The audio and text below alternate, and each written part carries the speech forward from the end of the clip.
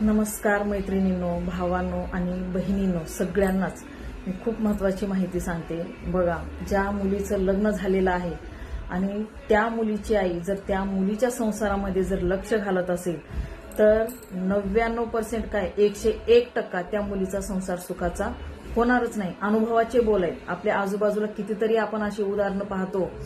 बघा, त्या मुलीच्या आईला तिचे सासू सासरे आवडत नाहीत, तिचा दीर आवडत नाही, तिची नणंद आवडत नाही, तिच्या घरी जास्त कुणी पाहुणे आलेले चालत नाहीत, माझ्या मुलीला एवढं काम लागतं अशी तिची तक्रार असते.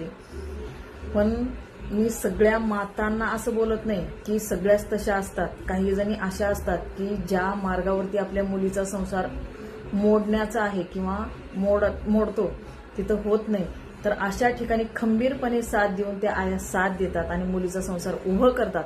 अशाही आहे आदर्श माता आणि 99% अशाही आहेत की सतत मुलीच्या संसारामध्ये लक्ष घालायचं आणि तिचा संसार उद्ध्वस्त करायचा.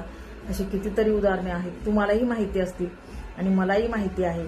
जर तुम्हालाही अशी काही उदाहरणं माहिती असतील तर माझ्यासोबत शेअर करा. माझं काही चुकलं तर मला सांगा आणि माझ्या व्हिडिओला लाईक करा.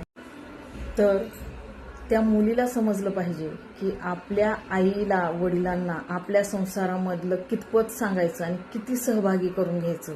आई वडील हे चुकीचे नसतात, पण काही आहेत अशी उदाहरणं की ते कधीच मुलीचा संसार म्हणजे व्यवस्थित, त्यांना फक्त जावाईच आवडतो, तिच्या घरचे कोणीच आवडत नाही, त्यामुळे त्यांचा संसार कधीच सुखानं होत नाही. म्हणून मुलगीही सावध झाली पाहिजे. मुलीला कळलं पाहिजे की आपलं चांगलं काय आणि आपला संसार कसा थाटवला पाहिजे. आलं का लक्षात? तर काही चुकलं तर क्षमा करा.